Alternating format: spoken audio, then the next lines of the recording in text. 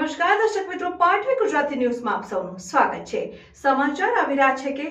થરાદ તાલુકાના કોચલા ગામેથી દ્વારકાધીશ ભગવાનના દર્શન કરીને પાછા ફરતા ગામ લોકો દ્વારા તેમનું સ્વાગત કરાયું। થરાદ તાલુકાના કોચલા ગામેથી દ્વારકાના દર્શને જઈ પાછા આવતા પાઘડી, ફુલહાર અને શામિયાથી તેમનું સ્વાગત કરાયું હતું ને કોચલા ગામેથી 26 લોકો દ્વારા 10 દિવસનો પ્રવાસ કરવામાં આવ્યો હતો, જેમાં 2 જાન્યુઆરી 2024 ના રોજ પ્રવાસ માટે નીકળ્યા હતા અને જેમાં કોચલાથી અંજાર, ભુજ, સ્વામી નારાયણ મંદિર, માતાજીના ગઢ, નારાયણ સરોવર, કોટેશ્વર મહાદેવ, મોગલધામ, કબરાઉ, પીપળીધામ, નવા રણુજા, જામનગર સ્મશાન ભૂમિ, મૂળ દ્વારકા, નગ્નેશ્વરી, રૂપમણી મંદિર, હરસિદ્ધિ માતા, પોરબંદર, મીરાબાઈ મંદિર, બેટ દ્વારકા, ગોપી તળાવ, પોરબંદર, ભારત મંદિર, તારા મંદિર, ગાંધીજીની જન્મભૂમિ, ગીતા મંદિર, તુલસીશ્યામ, ગરમ પાણીના કુંડ, વેરાવળ, સોમનાથ, તુલસીશ્યામ, સત્તાધાર, સોલિયાધામ, જુનાગઢ, ગિરનાર, શક્કરબાગ, અડીકડી, નવઘણ કુવો અને ભવનાથ મંદિર, નરસૈયાનો ચોરો, દામોદર કુંડ, કાગવડ, ખોડલધામ, વીરપુર, જલારામ મંદિર, ચોટીલા, સાયલા ભગતની જગ્યા, દુધરેજ, વડવાડા મંદિર, પાટડી, મિની પોઈચા, ઠીમા અને